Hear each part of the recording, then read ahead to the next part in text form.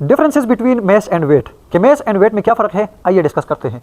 यहाँ पर मेस के लिए मैंने लिखा है the quantity of matter in an object is called mess, कि किसी भी ऑब्जेक्ट के अंदर क्वांटिटी ऑफ मैटर कितना है, मतलब अगर वो सॉलिड है, लिक्विड है या गैस है तो कितने पार्टिकल्स में से वो बना है, मतलब इसके अंदर वो जो क्वांटिटी है वो कितनी है, उसका मकदार कितना है। तो इसीलिए मेस को हम केजी में मैयर करते हैं। लेकिन इसी तरह अगर हम वेट को देखें तो वेट के बारे में कहा जाता है the force exerted on an object by gravity, कि ग्रेविटी उस ऑब्जेक्ट के ऊपर कितनी फोर्स लगाती है, ठीक है, अपनी तरफ खींचते हुए। इसीलिए इस फोर्स को हम न्यूटन में मैयर करते हैं। मतलब मैं ये कह सकता हूं कि मेस का यूनिट है केजी और वेट का होगा न्यूटन, ठीक है। इसी तरह यहां पर मैंने एक और बात लिखी है कि मेस हमेशा हमेशा कांस्टेंट रहेगा।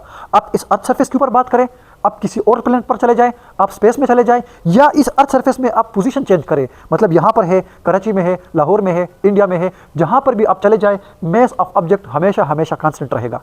लेकिन इसी तरह अगर हम वेट को देखें तो ये कांस्टेंट नहीं रहता, ये पोजीशन के साथ इसकी वैल्यू चेंज होती है। मतलब अगर ये प्लेन एरिया है तो यहाँ पर वेट और तो होगी, लेकिन आप अगर किसी पहाड़ पर जाएंगे तो वहाँ पर इसकी वैल्यू और हो जाएगी, और आप किसी और प्लेनेट पर चले जाओगे तो वहाँ पर इसकी वैल्यू और हो जाएगी, और कहीं पर इसकी वैल्यू 0 भी हो सकती है। डिपेंड करता है डाउनवर्ड फोर्स यानी ग्रेविटेशनल फोर्स के ऊपर कि कितनी यहाँ पर जो है वो ग्रेविटी लग रही है, ठीक।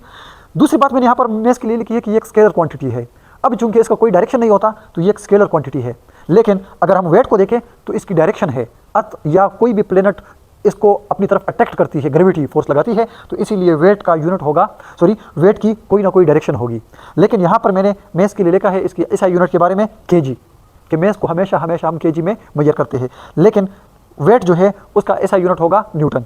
अब यहाँ पर एक परफेक्ट एग्जाम्पल मैं आपको दे रहा हूँ कि अगर कोई ऑब्जेक्ट है, कोई पर्सन है, एस्ट्रोनॉट है, उसका मेस है 70 kg, तो वो मून के ऊपर भी 70 kg, वो अर्थ सरफेस के ऊपर भी 70 kg, और वो स्पेस में आप कहीं पर भी ले जाए तो उसका मेस हमेशा 70 kg रहेगा।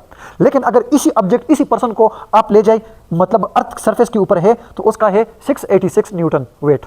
लेकिन सेम ऑब्जेक्ट को आप ले जाए मून पर तो वहाँ पर इसकी वेट कम हो जाती है, 116 न्यूटन हो जाती है।